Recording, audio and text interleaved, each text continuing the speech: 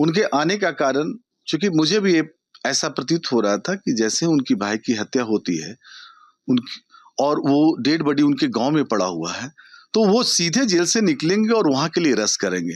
लेकिन वो directly Patna high court, उस वक्त चूंकि हमारी कोर्ट कल से ही खुला है, वो आ जाते हैं।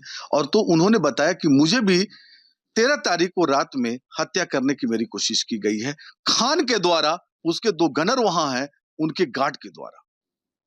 और वो एक गहरी षड्यंत्र है। मैं अपने आप को किस तरह उस चीज पे मैं नहीं जाऊंगा कि वो क्या क्या कारण हमें बता, चूंकि ये हमारा प्रिविलेज कम्युनिकेशन है, आपके इंफॉर्मेशन के लिए बस इतना। और उसके बाद ये सारे चेन ऑफ सर्कमस्टांसेस दिखता है उनके भाई को, चूंकि अरेस्टिंग के डर से हम लोग एंटीसिपेटरी फाइल करने वाले थे, तब तक बचना होता है, अदरवाइज पुलिस आ रही। तो उनको पता था कि ये एक बड़े रसूख वाला है, पुलिस को मैनेज किए हुए, तो वो यहाँ से बिहार से नेपाल चले जाते हैं। नेपाल में थे, वहां भी षड्यंत्र के तहत, क्योंकि अभी तक पोस्टमार्टम रिपोर्ट नहीं आई है, ये हत्या है, तो षड्यंत्र के तहत उसकी हत्या करवाई जाती है।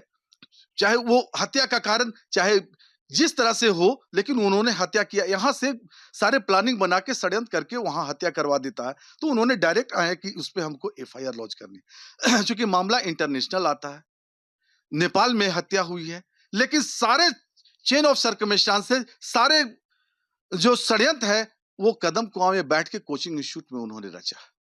यहां से सारी चीजें जाती है, उसको चेंज करके वहां पे नेपाल में हत्या की जाती है एक होटल में। तो एक पूरी तरह से एक हत्या का मामला बनता है, जिसमें एक ऑर्गेनाइज और सुनियोजित ढंग से षड्यंत्र करके किया गया। और वो खान सर के हर व्यक्तित्व में जैसे वो एक बहुत बड़े क्रिमिनल माइंडेड है, वो प्रतीत होता है। हाँ, इसे हमारे लिए इसके लिए वार्ता हुई है, और हम उम्मीद करते हैं, क्योंकि वो फ्यूनरल सेरेमनी में गए हैं, वहां से आएंगे और इमीडिएटली, चाहे आज रात को या कल सुबह तक, एफआईआर, हत्या की एफआईआर, जो जो मर्डर करने की किया है उन्होंने षड्यंत्र करके फैजल खान ने, उसके लिए एफआईआर लॉन्च होगी। हाँ, कि डबल इंजन की सरकार है, हमें बहुत उम्मीद है। और उसमें जो भी तंत्र हैं, जो भी इंडिपेंडेंट एजेंसी हैं, वो उनकी, चूंकि वो ऑलरेडी एक बहुत बड़े माफिया के तौर पे उभर के दिख रहा है, उसकी पर्सनालिटी दिख रही है, जितने पैसे उन्होंने ला रखा है, ये कहीं ना कहीं से उसकी अकाउंटेबिलिटी होनी चाहिए। और ये ऐसा प्रतीत होता है कि वो व्यक्ति हजारों करोड़ का मालिक है, उनकी जांच होनी चाहिए। वो पैसा का सोर्स क्या है, उसकी तह तक जानी चाहिए। अगर वो पैसा आई है, जेन्युइन है, तो उसकी टैक्स दी गई है कि नहीं है, ये सारी चीज की जांच बिल्कुल होना चाहिए। एफआईआर हम लोग पुलिस की, जहां तक शैली की बात है, तो हमने बार बार चिल्ला चिल्ला के और आपके सारे चैनलों पे कहा है कि पुलिस को हम जानते हैं कि वो कितना trust, how much trustworthy police organization ई, we can use the police as a weapon.